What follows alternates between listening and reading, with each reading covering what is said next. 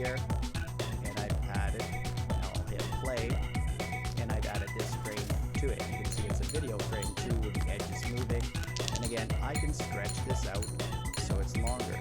So you can see that these effects are very easy to add. You can go through, and again, like any of the other ones that I showed you, you can go to the effects store and you can get more from there. But go ahead and just start playing with these basic ones to add a lot of customization to your videos. Before we get to our exporting of our video, I just want to show you the elements features too. So this kind of works like the effects here, is the last part right here. You have these number of different things that you can bring over in a different layer. You can see that you go through the list and check them out through here. I just have it listed as all, and I'll just go through and show you. Let's say I want to put this one here. So I want to bring my playhead over here, and I'm just going to hit the new one. Plus, it's going to download it, and then I have this badge over top of it that you can see if I hit play, that's added to it. So you can go ahead and add these elements to it. If you want more elements, or if you want more of the all the different effects, go up to the top right-hand corner and you can look at this right up here, the download.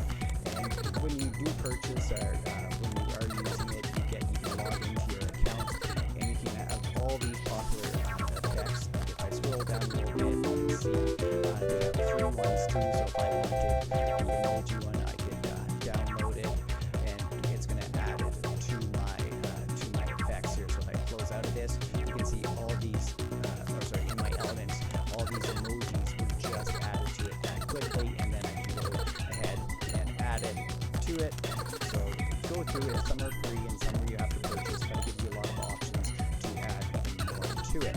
So that kind of sums up kind of the intro part to Filmora that I want to show you. I'm going to have other videos on things like using your green screen with it and recording, using the sound recording and screen capture on it. So it can do a lot more than just the basic editing Filmora, so make sure you check out later. But let's get to our export function now to how do we get this to save this to a desktop as a video or upload it to YouTube. So let's say you finished up your video and you want to export it as a finished video. We've saved our project as we went along, but that's a little bit different. We want to be able to upload this to YouTube or save it as a video on our computer. You can see that the export is right here, or you have export right here, and they'll bring you to the same thing. So I'm just going to hit export, and you can see it kind of defaulted to the YouTube setting. If I wanted to save it just on my computer, what I would do is go through and pick the format that I wanted. So let's say maybe I wanted it as an MP4. I would give it a name right here. I would find the location. Where do I want to save this? You can go and find your path, and then you can go ahead and your settings. You can see there now this is a high def at 1920 by 1080. You do have your settings that you can adjust through this one.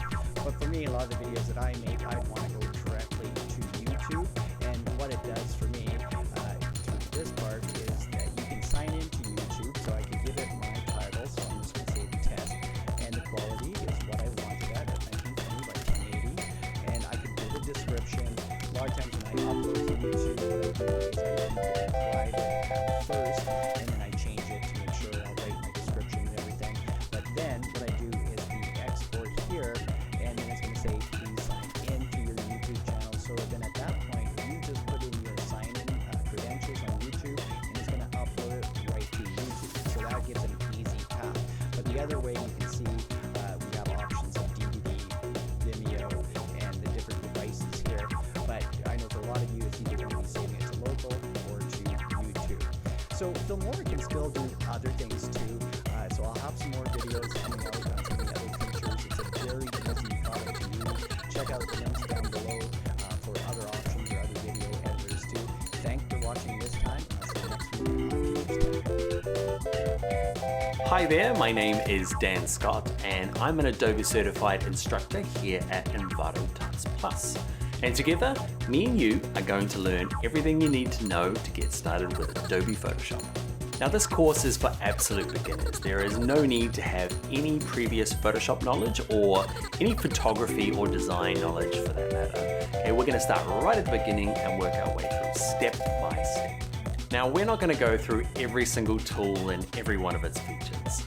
what we're going to do is we're going to work through real-world practical examples in Photoshop. Then we'll learn the tools and features necessary to make it a really amazing image. We'll start by getting the most out of our photographs, correcting the light and the color, also how to change the colors completely in Photoshop. We'll spend some time with text, showing you how to distort it along with all of its effects. I'll share some amazing cropping and resizing tricks, as well as exciting ways to transform and distort images so we can fake mockups like this. I'll show you all my special retouching tricks, cleaning up small imperfections, as well as removing larger parts from images. Before the end of this course, you'll be able to make simple masks like this, but you'll also have the skills for super tricky masks like this out of focus here. There's lots more as well, like mastering layers, knowing the best practices for exporting images and sharing them. It's just a really good foundation for getting started with Photoshop. I set some exercises through the course so that you can practice the skills while you're learning. So if you've never opened up Photoshop or you've opened it and you've struggled with it, follow me and I will show you the best ways to make beautiful images in Adobe Photoshop. Alright, it is time to get started. Now, the first thing you can do is you can download the source files. The source files are just the files that we use throughout the course, so you can download those and play along. You can also, there are projects that get set during the course, okay? Not homework, there are super exciting things to do together. Okay, but if you want to share those with us, okay, there is a forum post to use, so go to the forums and search for Adobe Photoshop for Beginners. Also, you can share on social media. Twitter, we are Tuts Plus Design, or Dan Loves Adobe, okay, or on Instagram, it's Bring Your Own Laptop. Okay, so share what you get up to. Next thing we need to do is we need to reset our workspace. We'll jump into the computer now, and yeah, we'll do that now. All right, so first thing we need to do is let's just get our screens all looking the same so you can follow along easily. So first, just go up to Window, down here to Workspaces, and it doesn't really matter what yours is set to, let's change it to Essentials. Okay, so what we're also gonna do is we're gonna reset Essentials. So back up to Window, Workspaces, and just click this one that says Reset Essentials. And that's just gonna get yours looking like mine, so yeah, it's a little easier to follow along. All right, so boring stuff over, exciting stuff. Next video, let's start looking at layers in Photoshop. Hi there, in this video we're going to look at layers. We're going to do some adjustments to this image, all on different layers so we can see the different effects and really just get to understanding how layers work. All right, let's get started in this video. Okay, so first thing to do is let's go up to File and let's go to Open. Now, from the files that you've downloaded, okay, open up 01 Layers. Okay, this image comes to us free from Milos Tronczynski.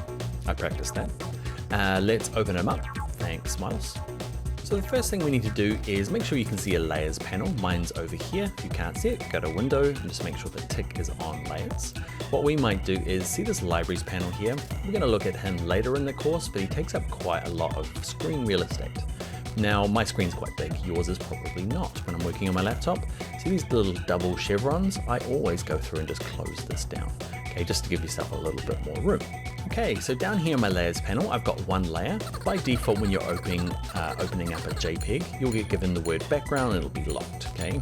What we want to do is right click the background, okay, and go to this one that says duplicate layer. We're going to give it a name. We're going to call ours auto tone, okay, and that's the first of the automatic features. We're going to click OK. Now it hasn't changed anything. I've just got two layers sitting on top of each other. Okay, I've got auto tone and auto background. Now with the auto tone layer selected, okay, it's kind of this light gray, or in earlier versions of Photoshop, it's kind of a blue color. So with it selected, let's go up to Image and let's go to auto tone. You ready? Stand back and pretty cool, huh? Pretty cool little automatic feature. Now what auto tone's doing is it's looking at the highlights, midtones, and shadows and trying to find kind of a better than the original we had. Okay, so it goes and does that for us. A nice little quick automatic feature. When do I use that? I use that quite a lot when I'm doing maybe images that they're not going to be like the front cover of a magazine or the hero image for a design. It's just, I want a quick fix. Okay, I've taken them on my phone or something and they're not quite perfect. I'm going to go through and use something like auto tone before I say upload them to social media. So over here in my layers panel, the thing to look at is auto tone. Okay, it's a little hard to see. The thumbnails are slightly different. What we can do is turn the eyeball off on this auto tone layer. Just click the eye right in the middle. Okay, and now we can see the layer underneath, which is the background. So the background's still there, he's protected, he's not being wrecked, okay? And I can turn this top one on and off easily to compare the two. Now when you're working with layers, you're always looking from the top down. So imagine you're always a bird flying above and you can see auto tone, and I could turn the eye on and off for background, but nothing happens, okay? It's because auto tone's covering it. Okay, so I could turn you off and then you off. Okay, so that's, I guess what we're doing in this video is getting an understanding of layers. Let's do the next of the automatic features. So let's turn off the eyeball. Okay, so I turned off auto tone. Let's select the background layer and right click it again and go to duplicate layer. Let's look at the other feature. Okay, it's called auto contrast. And let's click OK. Then with that layer selected, it should be automatically. Let's go to image and let's go on the other options. Okay, it's better. Okay, the colors are a bit strange still. So note that we've used auto contrast and it's given us a result. Now let's compare it to auto tone by turning on this auto tone layer. On, off, on, off. Sometimes it can be a little hard in this course to see the differences depending on the video quality that you're kind of receiving. So I can see a really clear difference between, I like auto tone better, like stronger darks. Now don't think auto contrast is just broken or doesn't work. Okay, what you'll find is it depends on the image. Sometimes I open up stuff and auto tone does a horrible job, auto contrast does a great job. So open up your image and basically test all three of these. Okay, figure out which is the best, and then say you've got another 10 images to do. Then as long as they're kind of photographed in a similar sort of situation, you can often not have to try all three. Just go to the one that works. So we've got auto tone, which is nice, my favorite, auto contrast and background. So let's turn the two eyes off on this top one. Let's look at the last of those automatic features. Right click background, let's go to duplicate layer, or auto tone. Nope, we're using auto color, and let's click OK. Let's go to image and let's just set this one. Pretty good. Okay, it's pretty close to auto tone. Now, if I turn them all on, what I want to do is, I know auto contrast is not that great, so I'm gonna turn it off. And what happens is, if I have this off, remember you're the bird flying on top, if I want to compare auto tone with color, okay, I can turn auto tone at the top, and as long as auto contrast is off, if I turn this eyeball off, you imagine you're seeing auto color.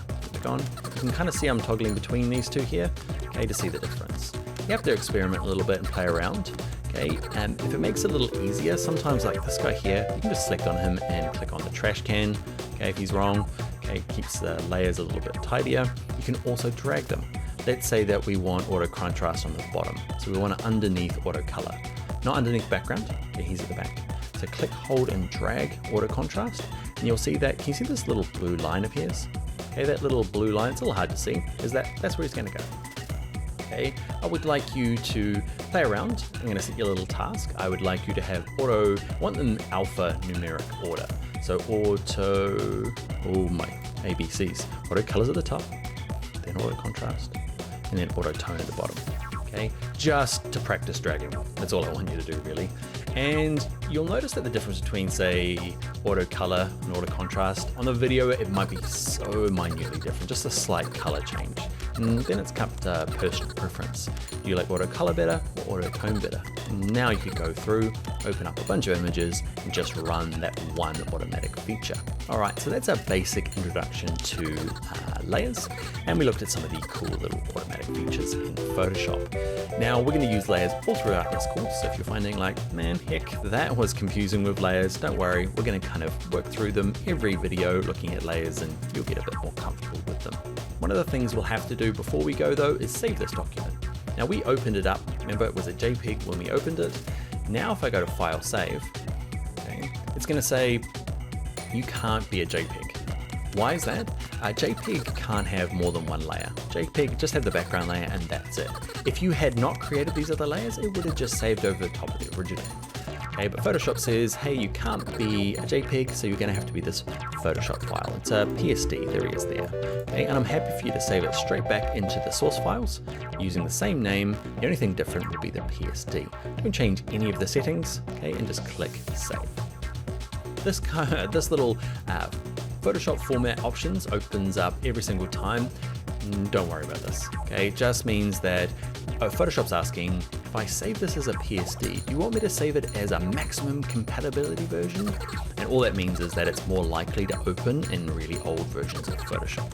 Okay, so I always leave this on. It makes the file size slightly bigger, but just leave it on and click on Don't Show Again, because it's not something that needs to pop up every time. I'm gonna leave mine on because I'm an instructor and I need to explain this thing. It's a pain, but hey, let's leave it on there. Let's click OK. Cool. So let's finish this off by going to File and Close. And before you go, let's practice that. So let's go to File and go to Open. And I want you to, on your own, open up the O2 layers, the Tavern Dodson. Thank you very much for the image. Let's click Open. And I'd like to set you a task. I want you to go through, duplicate the background layer. You'll end up with 4 layers in total. Okay, and I want you to practice with these 3 different automatic features. And then I want you to reorder them to the one at the top that you feel is the best. Remember, it's not always 100% perfect, okay? It's a bit of personal judgment, but drag the one that you think is the best to the top of the layers group and stack them up. Just a bit of practice. All right, I'll see you in the next video where we are going to look at a little bit more of Photoshop kind of foundations, where we show you how to work with multiple images, kind of copy and paste from one to the other and how that works. All right, I will see you in the next video. Hello friends, in this video we're going to look at kind of basic navigation of Photoshop. Okay, we learned a little bit in the last videos with layers, but now we're going to start moving things around and resizing them. Okay, so we're going to combine 1, 2, 3 images and put them all together on this one in these nice little cubes. Okay, so a few little shortcuts, I promise not too many, but just the things that get used quite a lot. It's best to use the teeny tiny shortcuts. I promise not to overwhelm you much. All right, let's get started now. All right, so to learn our kind of workflow features, we need to open up all of those images that we want to combine. So we're going to go to File and we're going to go to Open. And we're going to be using these from Jessica Nolden. Okay, thank you very much, Jessica. And it's the O3. Okay, there's A, B, C, and D. Now you can click one and just click Open and open them all individually if you find that more useful. A little trick though is select the first one, hold Shift, click the last one, and they should all be selected, and click Open. Now what's happening is you can see along the top here I've got these tabs. All the images are open in tabs. If for some reason yours doesn't, okay, that's the default, but if it doesn't, go to Window, Arrange, and just click Consolidate on all tabs. Now there's probably about 3 or 4 ways of combining images. Now I'm just going to show you the one that's the most bulletproof and reasonably easy. So we want to, this first image here, this is where we want to get those little squares. So this first one here, the way to kind of drag it to this tab here is literally kind of dragging it. So we're going to grab the Move tool, which is the first one in our little toolbar here, and you click and hold with your left mouse arrow. Okay, click and hold the center of this image and drag it to this other tab. It's a bit weird. Okay, so click, hold, drag. The mouse is down the whole time, and I just hover above this tab and Photoshop automatically switches to this one. I've still got the mouse down the whole time, and then I move my mouse key down here and let go. Okay, so the big thing for that, it does feel a bit weird. Okay, I'm going to drag it into place. Now, you have the mouse down the whole time. Okay, if that went horribly wrong or didn't work at all, okay, I'm going to go to Edit and I'm going to go to Step Backwards. That just kind of undoes. I'm going to keep going step backwards until it's gone. Okay, and I'm going to practice again with you guys. So back to this tab, Move tool, click, hold, drag in the center. I'm just holding down my mouse key, holding it down, holding it down, holding it down. Okay, you do get used to it after a while. It's a strange one. Okay, so what we'll do is we'll do the same for this O3C.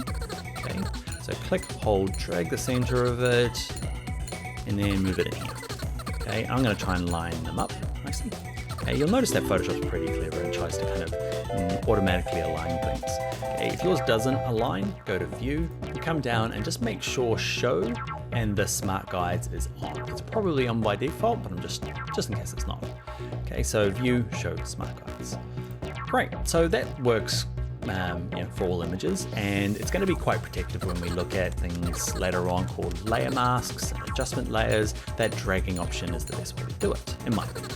Okay, the last one is going to throw us a little bit this one has a different size. So the same technique works, right? So I click, hold, drag it, my first tab, let go, but it's ginormous. Okay, so this is gonna happen to you, where sometimes the images can be really big, like it can go 2 kilometers that way, okay? So you need to kind of get them down to a proportionate size. So this is gonna be our kind of next bit of navigation. Now, we're gonna be learning zooming in and out first. Okay, so for this to work, I need to zoom out a little bit. So there is a magnifying glass over here, okay, which you can click once to zoom in, and over here you can click it to minus, and now this thing, when you click once, will zoom out. So you just toggle between these two here. Now, you can definitely do it that way, but what you'll find is that it's such a common thing you do in Photoshop. Everybody learns the shortcut quite early. Now, if you hold down the Command key on a Mac or the Control key on a PC and just tap the plus button on your keyboard, okay, just up on the top of your keyboard there, plus to zoom in, minus to zoom out. Okay, we're not going to go through too many shortcuts here, but there's just a couple that you really need to know early on. What I'd like you to do is zoom out to kind of this level, doesn't really matter, just so you can see the edges, because what we'd like to do is shrink this guy down. Okay, so I've got that layer selected. I'm going to go to image, nope, I'm going to go to edit, I'm going to go to transform, and we're going to use scale. So scale is one you use quite often. We're going to cover all of these in a later tutorial, but for kind of fundamental navigation, you're going to need to move things and scale it. Okay, so we'll just cover this quickly now. So edit, transform, scale. You'll see that's why we zoomed out, so we can see the edges of these boxes. Okay, so what you can do is if you grab the edge, you drag it around, you can rescale it down. The only trouble doing it this way is that you can see it kind of distorts the image. So I'm going to go to edit, undo. And what I want to do is I'm going to hold down a shortcut. Okay, so I'm going to hold down the shift key. We won't do too many shortcuts at once. Okay, but hold down the shift key and grab any of the corners before you start dragging. Okay, and that just means it will scale the height and width, kind of a fundamental Photoshop thing. Okay, so once you get it to a size you kind of like, okay, sometimes if you're new, you're sitting here like me, looking at your hands and going, do I let go of the shift first or the mouse key first?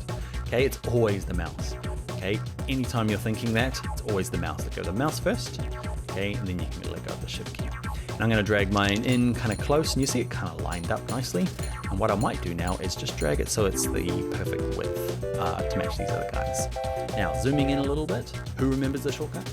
You all do, okay? So on a Mac, it's Command plus. If you're on a PC, it's Control plus. Okay, zoom into a nice kind of size. And this brings us on to our next kind of fundamental navigation feature that we need to learn in Photoshop. And it's just moving around this canvas. So you can see I can't see the bottom here. Now the long painful way is grab any of these sliders, drag it down. And that is fine when you're really new, okay? And I threw a lot of shortcuts into this tutorial, just one more, okay? Hold down the spacebar key. See my little arrow here? The spacebar key transforms into the little hand, okay? So spacebar key and just kind of click, hold, and drag your mouse. So spacebar down, click, hold, drag around, okay? Or use these little slidey handles. They are totally fine.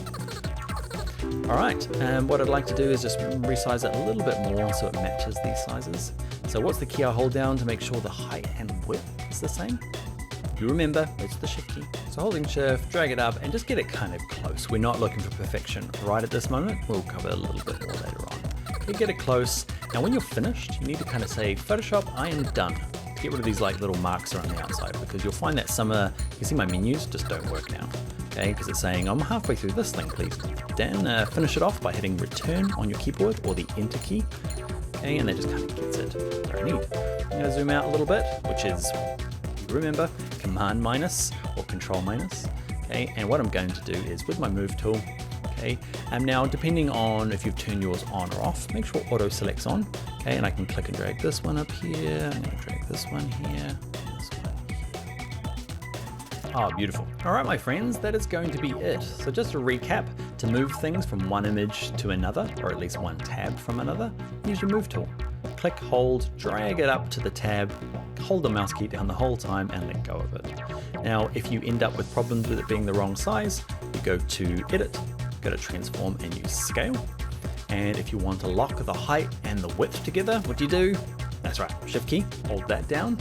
Okay, and the other two things we learned were some shortcuts. Okay, zooming in, which is Command plus or minus on a Mac, or Control plus or minus on a PC. And once you're in really close, Okay, you can drag around with these guys or hold down the spacebar key to move around. Click, hold, and drag your mouse. All right, friends, let's get on to the next video where we start looking at something called levels, probably the thing I use the most in Adobe Photoshop. All right, let's go there now.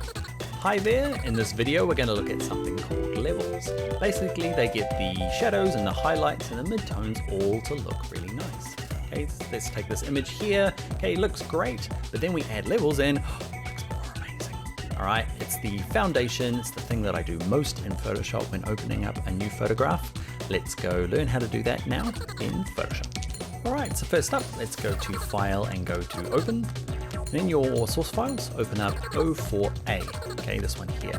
It is a photograph by Errol Ahmed, okay, and let's click Open. All right, so let's look at opening the levels. Now, there's a couple of ways of opening in Photoshop, and if you've done Photoshop a long time ago, you might have used this method here. Let's not use these. These here are very destructive, so we're going to use the non-destructive methods, okay, which is basically this adjustments panel here. If you can't find it, let's go to Window, just open up Adjustments. And you've got to hover above them. After a while, you work out what these little icons do. But you see here, I've hovered above it with my mouse, and you can see, whoop, there is where levels is written. Okay, so I'm going to click on this one here. This is definitely for me as an amateur photographer but professional designer. I use this one the most when I'm fixing up my images because I need a lot of work with my imagery. Now, this complicated looking thing opens up. It's called the histogram. It's not complicated. Well, it's not very hard to use, which is nice. Basically what we're looking at is information from images. This is all the, see this little dark house here and the white house? This is everything that is really dark in the shadows, and this is everything that's really bright like lights. Okay, you can see here it's missing a little bit of information there and a little bit there. Now what you do with levels is you basically just drag this black slider up into the first little mountain here. Okay, so click, hold, and drag it. And you notice over here in my image, if I click, hold, and drag, as I drag it, okay, and I get closer to this kind of peak here, the blacks become a lot stronger. If I go too far past this like first rise, watch this, it starts kind of like getting kind of weird. Okay, so there is not a perfect adjustment, but you just drag it here, basically the beginning of the first hill. Okay, the same on the other side. So there are whites in here, but they're not super strong. To make them nice and strong, what we do is grab this white little kind of house thing here, drag it to the left, and do I want to drag it all the way in here? No, because it starts, I start overexposing some of these whites and they start blurring together. So it's kind of the beginning of the first little hill. There it is there. Okay, so often just dragging those two in, tucking the two ends in will get you your strong whites and your strong blacks. Now the middle slider here, the gray slider, is all your midtones. Now this will depend on the image. Basically every image that I open up, I often tuck in the ends, okay, and they both come in. Now where does this middle slider go depends on the image. If I drag it all the way to the right, darkens it down, all the way to the left, it lightens it up. And this will really depend on your image and what look you're looking for. Okay, so I'm just dragging my back and forth, and I'm looking at my image, not my slider over here, okay? Looking at the image and just finding where I feel it's nice. Now, I didn't need to move it much at all, and that is correcting an image kind of 101. I do this, the first thing I do before I do anything else in Photoshop is just get the levels right. Now, to check whether you've made this thing better or worse than when you opened it, you can see here, this is called an adjustment layer. So these are the levels. You can see it's appeared in my layers panel. The cool thing about that is that I can turn it on and off. Okay, like we did earlier on when we did our automatic features, you can turn this on and off. Okay, so turn the layer off, I can see the background underneath, and that's what it started like, and it looked fine when we open it. It's not until we do the levels that you're like, okay, man, there was a bit more in that image I could have got. Okay, so yeah, that is levels. What I'd like you to do now is save this image. Okay, it's going to ask you to call it a PSD, and that is great, Photoshop document, and I'd like you to open up the second example. Okay, and I'd like you to practice on your own. So it's 04B, okay, and open up this one here, and yeah, practice the same thing. Create adjustments layer, okay, under levels, and see how you go. Tuck in the two ends, and then decide where that middle slider goes. And this will be a cool time to share what you've done and kind of what what your end result would be. So check us out on social media, and that's at Tuts Plus Design. I'm Daniel Loves Adobe, and on Instagram I am Bring Your Own Laptop. So take a screenshot, save a JPEG. Love to see what your end result with that second example is. All right, so let's get on to the next video where we look at vibrance, okay, getting and extracting amazing color from your images. All right, let's go and do that now. Hi there, in this video we're going to look at vibrance, and we're going to do this before and ready, after. Okay, I've gone a little overboard to exaggerate the effect for the intro. Okay, but let's back it off a little bit and let's look at kind of some real world use in this video. All right, let's get started.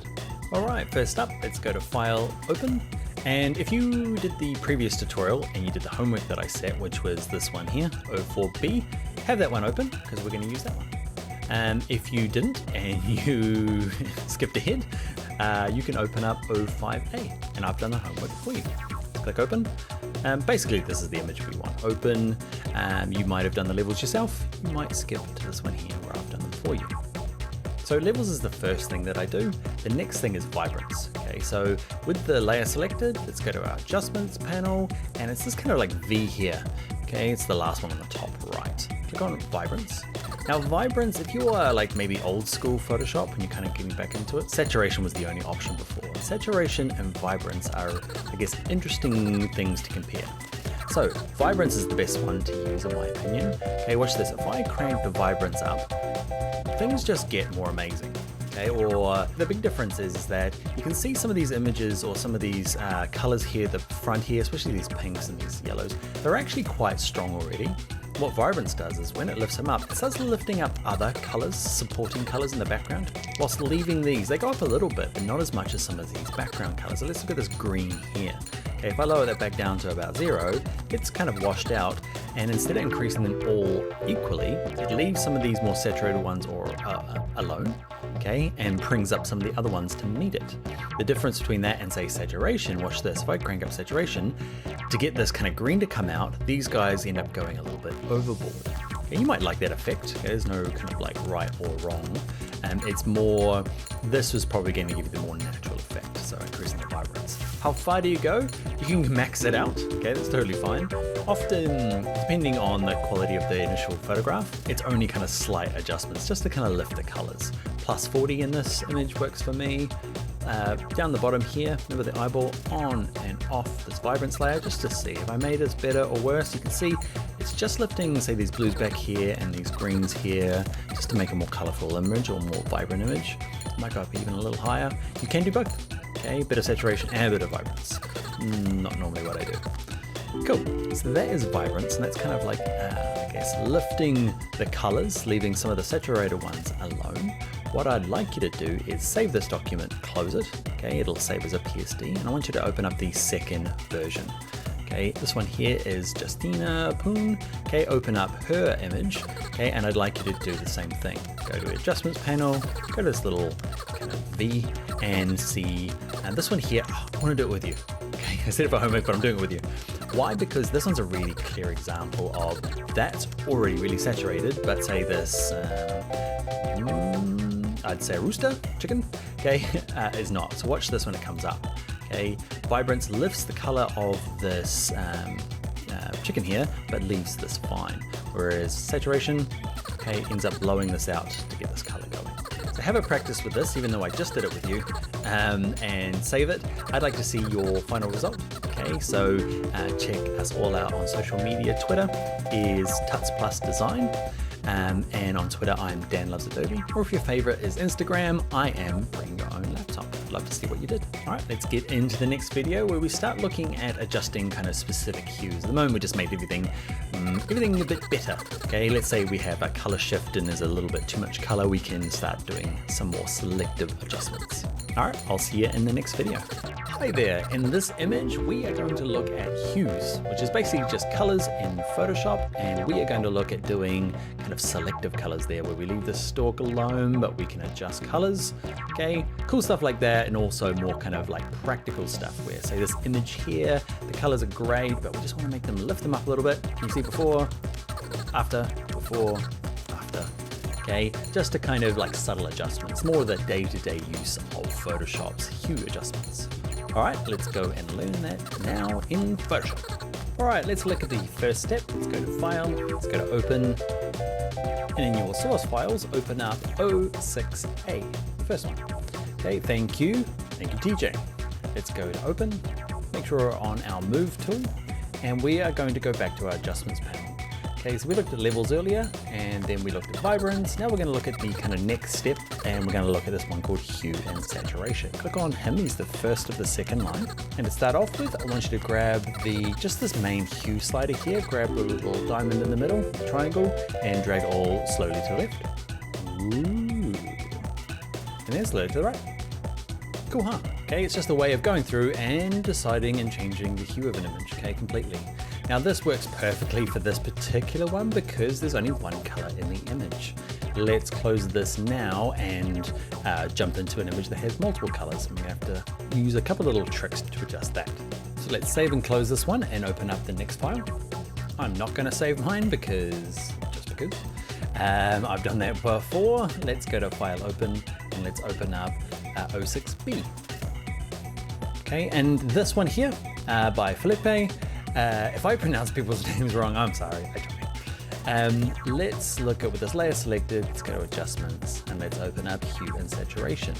Now, if I grab this hue slider now and I want to change this to say pink, I change it to pink. Where's pink? Okay, you notice it's changing the stalk as well. So just by dragging the slider up the top by itself, it just changes everything. It's quite cool, kind of hip, acidy dream type. But let's say that I want to kind of isolate this particular color. Okay, so where it says master, drop that down. Let's go down to reds. Okay, and now it's going to only adjust the red color. Cool, huh? Okay, so that's a way of adjusting a specific color. You might have a product that you've got a photograph of or some clothing. And the cool thing about it is that it's quite a unique color within the image. If there's multiple things that are red in this image, this is not going to work. But we'll look at something called masking later on to fix that. But for the moment, okay, because we've only got one red thing, it's a nice, quick, easy way to adjust the hue. Now, not just adjusting the hue, we can go through and adjust the saturation of that color as well, for that one particular color. Okay, the other thing is, let's say that you want to change the color of the stalk. Now, what happens, especially in kind of like landscape and kind of nature shots, is you're like, okay, I want to adjust that color, which is green, clearly, because it's the stalk of a rose. But if you look real closely, it's actually, if I zoom right in, it's actually a bunch of kind of ochres and yellows that make up that. Kind of my brain tells me that it is green, because that's what green in the stalk should be. So if I go to say greens and say I want to adjust you, not a lot happens, you can see. Okay, it's because actually this guy is made up of mainly yellows. So that happens quite a bit. You think maybe this thing's broken. It's not. It's just like the yellows are just not, the greens aren't very green. They're more of a yellow color. So now I've got yellows and adjusting them. You can see I can adjust it. And often what I'll end up doing is adjusting the greens to look more like the kind of green. You can see I've just dragged it a little bit to the right and it's kind of made it green. I'm going to drag up the saturation, okay, just as an exaggeration to show you that, it's actually the yellows. Now the lightness slider here I never use. It does a pretty weird thing. It just kind of like covers we're looking at this down here, covers it all in white or removes it all black. Okay, so I never use that slider. If you want to play with the lights and darknesses, okay, go back to the levels like we did earlier in the tutorial. Remember that's under adjustments and here under levels. Okay, so you might not be doing this particular exercise very much where you kind of want to replace a color. Let's look at kind of more thing that I end up running into a lot more. So let's save and close this one. I'm not saving it. And let's go to File, Open. And in here, we're going to open John Mark Arnold, okay, his 06C. Let's open up that one. Okay, so this is kind of typically what I end up doing. I don't end up changing like the whole rose, like changing a completely different color. I don't get to do that very often. Most of my work is I got an image from a photographer, I'm using it for a project. I just want to make the greens a little greener and the sky a little bluer. So to do that, it's the exact same technique as we did for the previous one, but we're going to be a little bit more subtle with it. So Adjustments panel, let's go to Hue and Saturation. And what I want to do is adjust this grass here. Now, like in the last one, grass in this case is actually more yellow than it is green. If I grab the greens and try to adjust the colors, nothing much is changing. So if I go to yellows though, and adjust them, okay, you can see there's a lot more yellows going on in the grass. What I want to do is, instead of making them purple, which you could do, okay, I'm just going to make them a bit more green. Okay, so I'm dragging a little bit to the right. Now, on, off, you can see, a bit more green. And what I also might do is grab the saturation, just drag it up a tiny bit. Now, it's those kind of like tiny adjustments. These are the hard ones because you're like, it's like, sometimes you want to just make it scream like you fixed it in Photoshop, but often it's just more kind of like subtle changes than it is, that's the kind of, I guess, the nice adjustments are just tiny little corrections. Same with the sky. The sky is actually made up of a mixture of blues and cyans often. So you have to kind of take the blues, check that they're in there by dragging the saturation up. You can see that they're definitely there. So what I want to do is probably just bump them up a little bit. Okay, on, off, just a little bit more maybe. And in here you might go to the cyans and I crank up the saturation, definitely in there as well. There's a mixture of both of those colors. And you can decide whether you want to kind of adjust them and make them maybe a little bit more blue, or there you go. So a little bit of touch that way. And I'm going to crank up the saturation a little bit. Okay, so on, off, on, off. Might be a little bit hard to see in the video, but hopefully if you're playing along your monitor, you'll be able to see it quite clearly. Yeah, it's these kind of like tiny adjustments are the things that I spend most of my time doing, just little fixes. One thing before we go is this one here says colorize. If I click on colorize, it kind of removes all the colors and gives you an option for the slider here to do like a sepia or just kind of a single tone color. Okay, so this can be kind of cool for that sepia effect. Okay, find a kind of a reddy or yellowy kind of dust color, and yeah, easy, just turn that on and off. Okay, as a colorize is good for that. Okay, so I'm going to actually save this one here now. And what I want to do is I've got an exercise for you. If you've got a file open, the last one in there, it's 06D. It's by Els Krivik. I'm just gonna, anyway, just click open. Okay, and this one here, beautiful photograph, and it's cool the way it is, but let's say that we want to make this guy a little bluer and the trees and the water a little bit more saturated. So I'd like to use you to do this for an example. Okay, so go to your adjustments panel and use your hue and saturation, and I want you to see if you can practice your techniques, raising the blues, see if there's any cyans in there, greens, and just kind of, I guess, make it a little richer. All right, my friends, that is going to be the end of hue adjustments. Okay, we did some big sliding adjustments for that first image, but then we got a little bit more and more specific as we got along, just kind of tweaking the colors towards the end of this exercise. So do your homework, and I will see you in the next video where we start working with text. Hi there, in this tutorial we're going to look at type in Photoshop. Now we're going to create a little mini design project. It's going to be a postcard, Mother's Day sale type thing. And yeah, we're going to explore type throughout. All right, let's get started. All right, so the first thing we're going to do is, let's say we've got an image we want to use, right? Which is, it's got a file open. And in your source files, it's called 07A. We've used this image before by Errol. Okay, let's click open. And instead of trying to resize this into a postcard size, that's what people tend to do. Let's say you want to do something for like a US letter or A4, is they try and grab this and try and reshape it into the right dimensions. It's way easier in Photoshop to go to File, New, create the right size, then drag that in and use our cool little scale option to kind of resize it so it fits. It's definitely easier doing it that way. What you'll also find in Photoshop is that you can just type in your inches along the top here, or switch it to centimeters or millimeters, depending on which part of the world you're in. What we're going to do is we're going to go to print, and there's some default templates in here. Okay, you can see there's US letter, legal, tabloid, A4. Click on this little view all presets. And what I'm looking for is one in here called, it's not in here at all. Okay, it's under art and illustration, and it's this one here called postcard. So with it selected, it's done a few things. It's given it the right height and width. No, in different parts of the world, it's actually different sizes. We're going to use the US, and what we're going to do is we're going to make it landscape. Okay, just for this one. We're not going to change anything else. Just make sure yours looks like mine in terms of resolution and color mode, but we'll discuss that later on. Let's click create.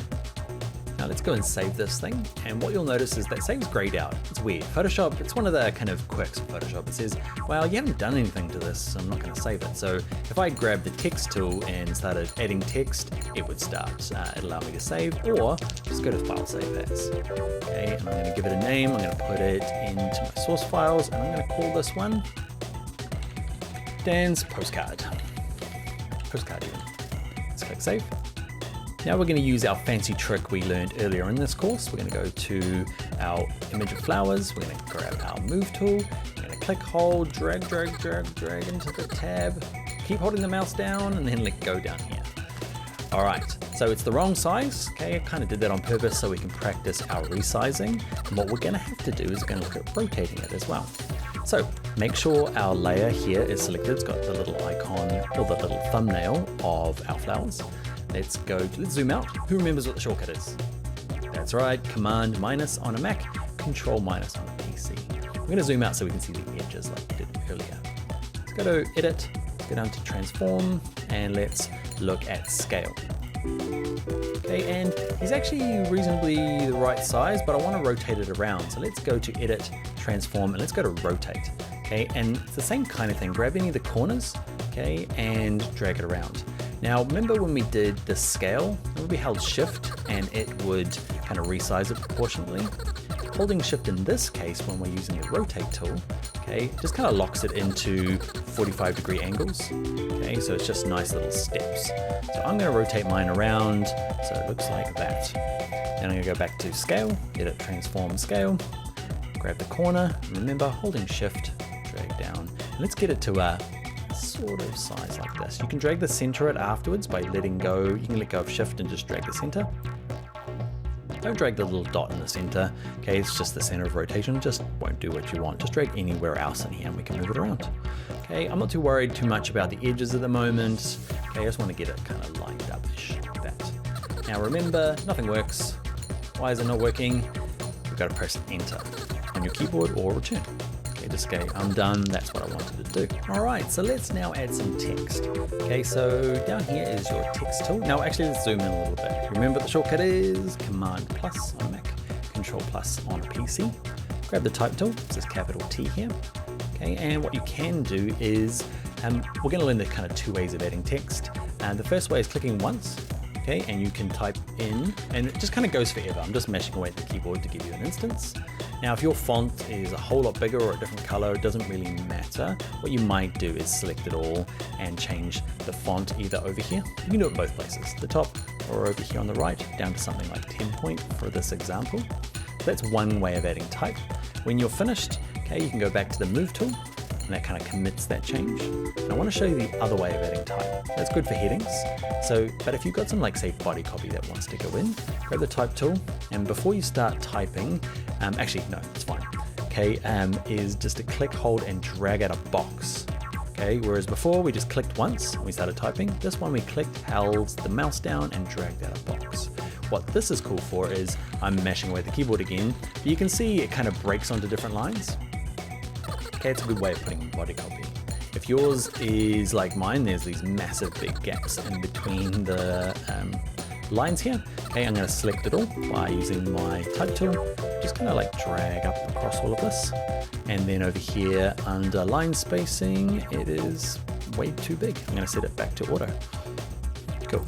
So let's look at styling some of this now. So those are the two ways of doing it. Clicking once, and the other one is clicking and dragging a box. But to finish this, go back to the Move tool. Great. So what I'm going to do is, I've got these two layers, crazy letters in them. And so this first layer here, actually it doesn't really matter what layer you're on. If you grab the type tool, click anywhere in this top part, I'm going to select all the text, hit delete, and I'm going to type in some proper text now.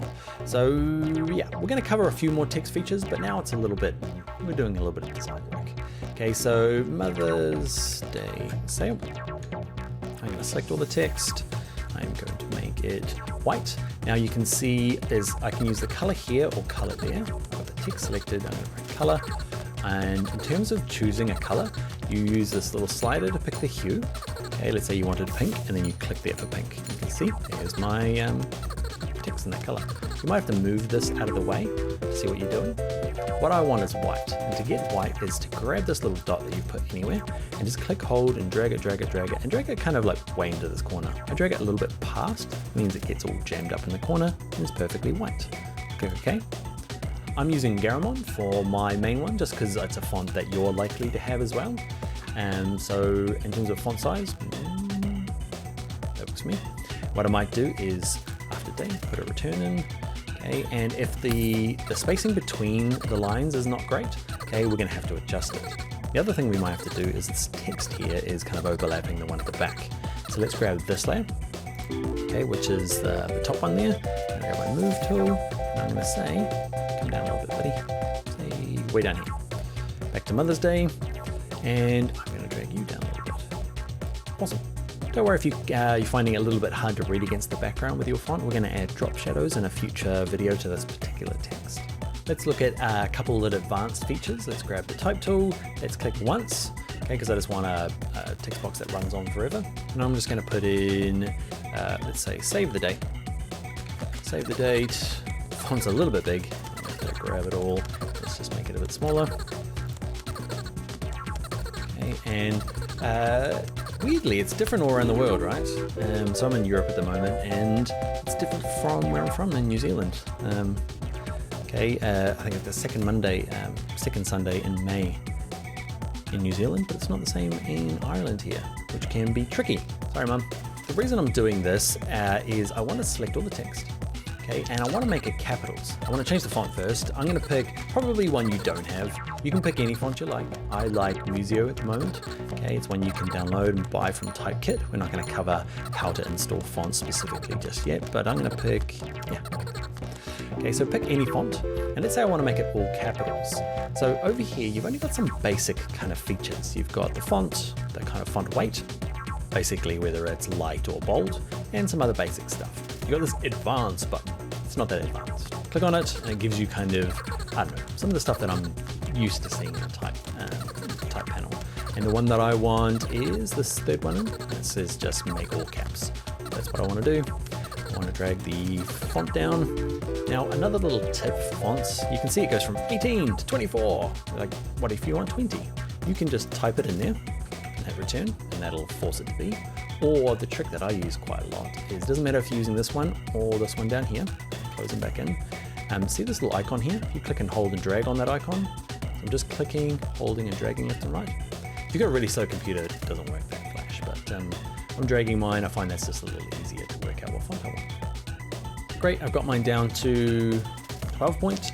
Okay, my move tool, click it, drag it there, grab my Mother's Day layer, drag you back there, and this last layer down here, okay, this crazy layer, I'm gonna move him to about there. Now I don't have specific text to go in here, so I'm gonna show you a little trick before we leave. We're gonna grab the type tool, I'm gonna click in here, I'm gonna select all this text, we're gonna hit delete. Okay, and what we're going to do is put in something called placeholder text, or lorem ipsum.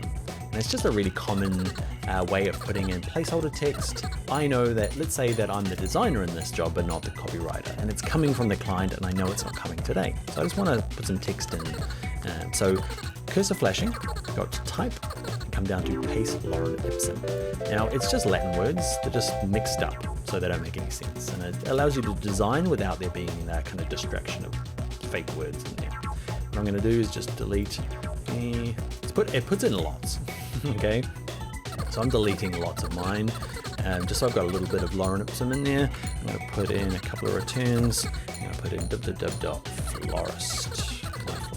This is totally made up brand. Okay, myflorist.com. It's probably a website, not mine. So I'm going to select all the text, and now you might want to skip ahead because I'm just styling.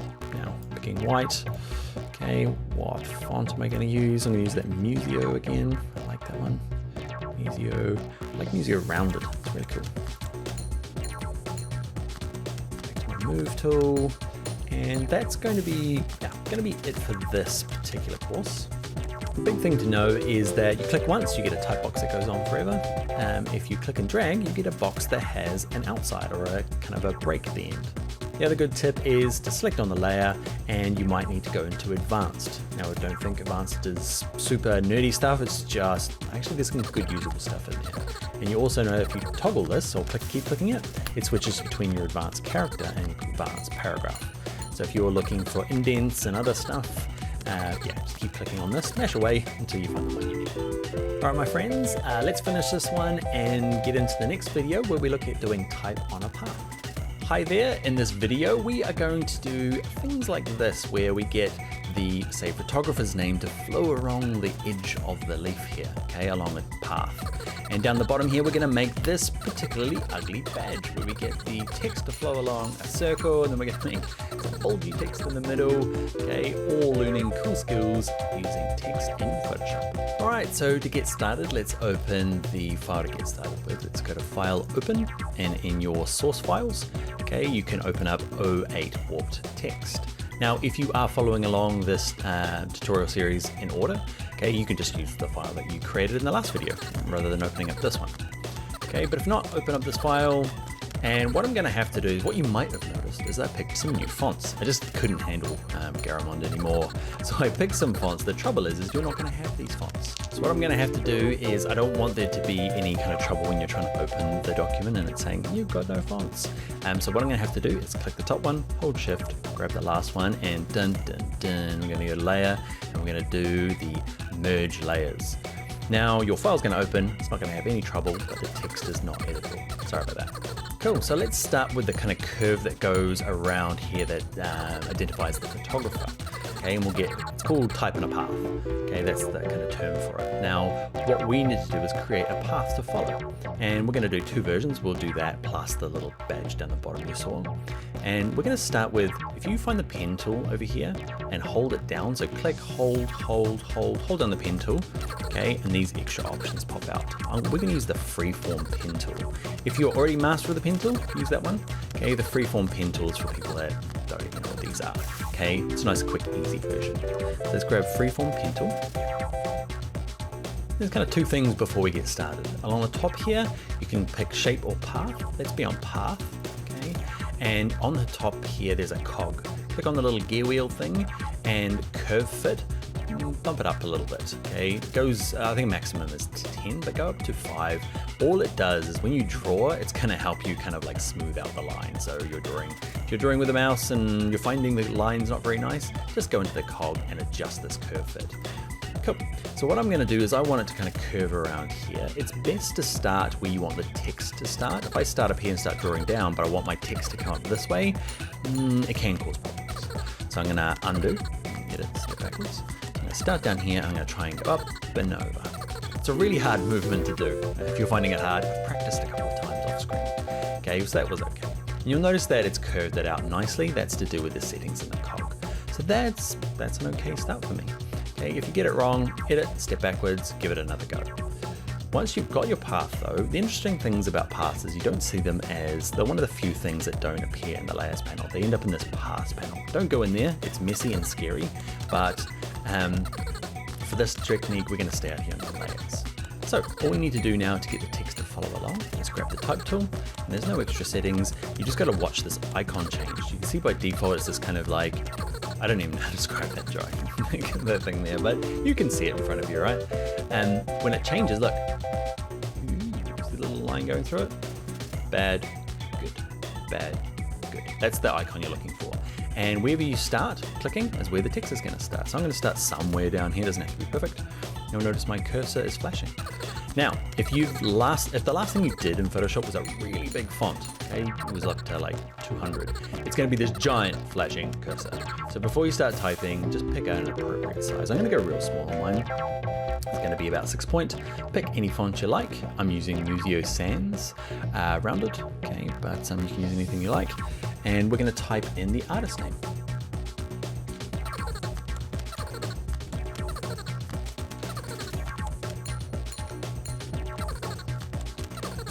Errol Ahmed. Okay, and yeah, that's type in a path. If you can draw it, and you can use the type tool, just click on it or follow along. There's a couple of things you probably want to do. Is you can select all the text like normal and make some adjustments, okay, font and size and color. Mine's white. And the other thing you might want to do is this starting position for it. So I'm going to zoom in, remember Command plus on a Mac, Control plus on a PC. Okay, and I'm going to use my little sliders here. Can't use my spacebar shortcut that we learned earlier on because I just learned if you hold down spacebar, it puts in lots of spacebars. Cool, so we've got this. Now we want a beginning and ending point. You can kind of see them there. There's this little cross icon, that's the beginning, and that's the ending. To adjust where it starts on this line and where it ends, you have to use this tool here. It's just underneath, okay? It's the path selection tool. Now, again, you can hold down this tool. If yours is stuck on the white arrow, that's fine. Just click and hold it down and grab the path selection tool. Cool. And if you click hold, you can drag the beginning point. And drag it back. It's a little bit tough. If you're finding like, man, this is a little confusing, it is. It's a little bit tough to do. And the ending point, I don't really change that. I want it to be as long, but you can see if it's too small, it doesn't have enough room to fit that word and just kind of drops them off. So if you are finding everything's disappearing, you might have to find that little circle, okay, and drag it out to the end of the line. Another thing you can do is click, hold, and drag anywhere in the middle of the line. You can see that little icon. It's all about icons here. See the little arrow there? If you click, hold, and drag it, okay, you can drag it and flip it underneath. And it's kind of flipped underneath. I'm going to go edit, undo. It's not what I want. Go backwards. Okay. I'm going to, though, get mine to kind of move. Okay. The other thing is, do you want to edit the path? Okay, now I can kind of grab any of these points and just kind of drag them along. Sometimes though, if you're not used to using vector paths, it's easier just to go to things like edit, transform path, and go to rotate. And to say you just need to kind of like adjust it a little bit. Hit return, okay, and you can kind of just make some adjustments. Don't just click anywhere on the line, step backwards. If you want to physically move this now, okay, go back to your move tool. Okay, that's probably the easiest to do. What I might do, it's quite bright. I'm going to lower the opacity, not lower the opacity, I'm going to change the color. So I'm clicking on the color of my type, okay, and I'm just going to lower it down to something just a little bit more off-white. We're going to look at drop shadows a little bit. If you're like, man, I wish I could add drop shadows. Why aren't we doing drop shadows? It's in a later tutorial. We'll do that real soon. Try to segment everything out here. It's a little tough. All right, the next thing we'll do is we are going to create the badge, okay, that we saw at the beginning.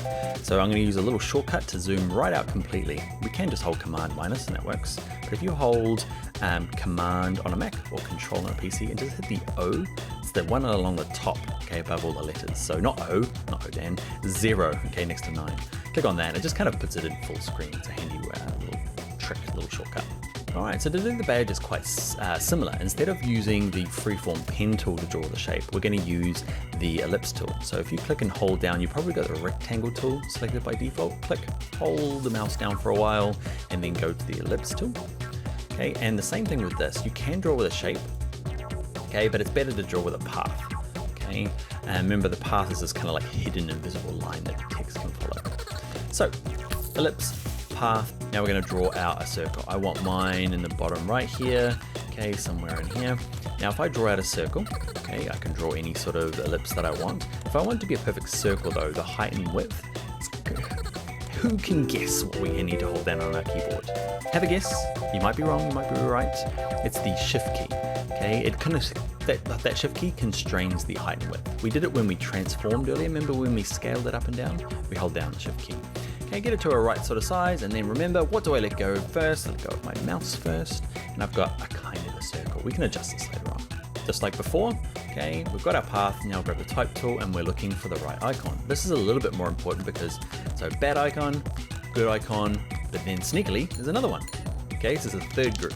So you might want to do this on purpose, okay, but if I use this icon where it's got a dotted circle around the outside, if I click once, it's going to turn it into a shape that I can type into. So I'm typing, I'm putting in a few spaces to break the lines up, but that is a technique. We're not doing it in this course, so we're going to go edit, undo typing. Okay, actually I'm going to go, what I'm going to do, because you're halfway through typing, okay, I'm going to hit the escape key on my keyboard, top left. It's kind of like, escape key is like, I didn't mean it, let's get out of there button. Okay, and let's go to edit, step backwards, and you're back. Cool. So we've got our path, and we're going to look for the right icon. Bad, bad, good. Okay, and try and get it where you want it to start. I want mine to start in the middle there, kind of. All right, and we're going to start typing. So I'm typing in all caps. So freshness. Can never spell this word. I am totally going to pause this and come back and spell it right. Okay, what you'll notice is freshness guaranteed. Okay, oh man, that's probably wrong. It's okay. And what I'm going to do is I could rotate this around, or what I'm going to do is my cursor's still flashing in here. You can see a little flashing there. It can be anywhere. I'm just going to go and be centered text. Okay, so that's going to kind of try and center it. The problem is it kind of centered upside down. That's okay. So instead of trying to play around with these markers, okay, there's the little cross and then there's the little circle. They're actually mixed up together here. they're really a bit of a pain. So what I'm going to do is I'm just going to go through and do this. Edit, transform path, and I'm going to go to rotate. And this is just easier. Okay, so I'm going to rotate it around so it's at the top. Hit return, and that's just a nicer way of doing it. These little targets are painful. All right, again, the font size is going to be up to what you're doing. I'm going to go down to 5 points, probably pretty low. We'd have to print this out and double check whether it's legible on our postcard. It's always an interesting thing when you're working on a screen and need to print. Always print it off, just a budget one in your office, just to see, can you read the text at 5 point? Probably not. But hey ho, this is an example. So I want to leave it there and go on to doing the squidgy text in the middle, but people will inevitably go, hey, how do I put text along the bottom there? And the thing about it is that you can't do it on the same path, okay? So what you do is you duplicate this path and you have two of them and flip it over. Doesn't make sense? Probably not. Let's learn by doing. So what I'm going to do is right click, freshness guarantee. I'm going to say duplicate layer. Give it a name. What was it called? Next day. You don't actually, it doesn't really matter what you call it. I never name my layers. Okay, you should though. Okay, I'll just call it next day, but you see it hasn't changed the text. What's happened is if I grab my move tool, there's just two of them sitting on top of each other. Now, this is a bit of a hack because say Adobe Illustrator, which would be perfect for doing this exact same badge thing. You know, there's tutorials on how to do that. But Photoshop does it okay. So let's just look at it. So I've got two of them now. I want to flip it upside down. So let's grab the type tool. Okay, and like before, okay, if I click in there, remember I can kind of drag this so it kind of flips upside down. So where are you? Not using the text tool, it doesn't work. Okay, I'll leave that in there because you'll probably do the same thing. Grab the direct selection tool over here. Okay, black arrow, and then click, hold and drag and flip it over to the other side. Cool, and it's on the wrong way. So I'm gonna use my edit, transform path, rotate. I'm gonna flip around. Now, I'm flipping this around. You might have seen before that mine just happened to magically snap like this to these nice little degrees. You can manually do it up the top here. You can see there's a degrees. Okay, but if you hold shift while you're dragging the corners, it just kind of locks it into 45-degree angles. And that's gonna work for me. Hit return. I'll do it one more time. Return. Eventually you'll get it. Okay, so what I want to do is I want it to be kind of, what you'll notice if I grab my move tool, drag him up, he's kind of in a different sort of, he's on the inside of the line now. So this is where Illustrator has an option to go through and kind of flip it to the outside of the path. What I mean by that is, you can see he's sitting on the inside, okay, where I want him to kind of be spread around the outside. And I can't figure out a way to do this in Photoshop. I don't think you can. So if you can, leave me a comment. I'd love to know how. Okay, I don't. So what we can do is just make the circle a little bigger. So the same part, edit, transform path, let's go to scale. Okay, I want to make it bigger. I'll hold down shift to get it to kind of be proportionately bigger. Okay, and then it's just kind of working out what seems to work for your design. Trying to click on the line. Okay, move tool. A little bit of transforming, a little bit of wriggling around, and this one down here is not going to be freshness guaranteed anymore. This one's going to be next day. That'll do. Cool. I'll rotate a little bit longer. You'll notice that I'm not going up to the edit menu much anymore. Okay, if I want to rotate, edit, transform, okay, there are some shortcuts. Free transform is the cool shortcut that does a bit of scaling and a bit of rotation all at once. So if you are like, getting really sick of going up to all these menus, you'll notice that the really common things have, undo is Command Z on a Mac or Control Z on a PC. So if you are doing something over and over, just check, there's a little shortcut and you might want to save some time. All right, so we've got the top one and the bottom one. They're just things on their own layers doing their own thing, okay, but it's the way to get them top and bottom. Next thing I want to do is grab my type tool. I'm going to click in the middle here. I'm going to be centered. I'm going to type 100%. I'm going to pick a font and a size. Big, pick a bold one. So you go off, pick a font and a size. I'm going to stick one in the middle here. And we're going to use one of the easiest features. So with it selected here, go to your type tool. okay, with it selected, sorry, just make sure it's the layer is selected, it's kind of this light gray. Make sure you're in your type tool and there's this little icon here. Okay, this little icon here is the warp text tool option. Okay, and watch this, let's get down here. So style none, let's go to arc, let's kind of arc it. Lower arc, arch. I'm just reading stuff out now. Flag is cool. And the best one of all, there's never not a good time to use fish. Okay, so have a play around with them. They've all got options you can make, you know, just drag these left and right, decide which way the fish head goes. There's lots of kind of adjustments on them all. And if you do find you've kind of destroyed it and they're not really working anymore because you've changed too many settings, a little trick is hold down the Alt key on a PC or an Option key on a Mac. You see the cancel, so I'm just tapping that key. So I'm on my Mac, so I'm holding down Option and it just clicks reset and everything goes back to normal. And what I want is bulge, there you are. Cool. And I'm just gonna find a thing that works. That looks good. It doesn't, but it's okay. We've learned the tool. Let's click OK. All right, so that is the end of the tutorial, but now it is time for your homework. Okay, I would like you to take your newfound skills doing type on a path, okay, and make a badge for another company. Okay, it's a real association. It's this one here. If you go to your exercise files or your source files, it's 08B called badge exercise. There's the text, okay? So it's the Association for Pet Obesity Prevention. Check out their website, okay? And I'd like you to create a badge kind of similar to what we did here in our exercise, okay? It doesn't have to be exactly like this. Use a bit of creativeness in there, okay? And yeah, I'd love to see what you come up with. Okay, so pick fonts, colors, ways of using the type in here, and I'd love to see either a JPEG or a screenshot of it, okay, and either post it in the forum as outlined at the beginning there, or send it to us on social media. So for Envato Tuts Plus, they are Tuts Plus Design on Twitter. I'm Dan Loves Adobe on Twitter, but for Instagram, find me at Bring Your Own Laptop and just tag me in it. I'd love to see what you do. I'll give you some feedback if you ask for it, or let's just share what everyone's doing. I'd love to see what you're up to. All right, friends, that is it for this video. Let's get into the next one where we start looking at drop shadows finally. You're like, man, let's add some drop shadows to this text so it's more believable or readable. It's time to do that next in the next group of videos. See you there. All right, in this video, we're going to take the design we've been working on where the text is a little hard to read, and we're going to add ready drop shadows. And we're going to look at bevel and emboss, and get ready for it. We're going to hammer it with a gradient overlay. We're going to look at some of the other layer effects also in Photoshop, plus kind of lifting text with just a nice black box and playing with opacity. All right, lots of effects to learn in this tutorial. Let's get started. Okay, so first up, if you are continuing along in the series, okay, you can just work on your file. If you are not,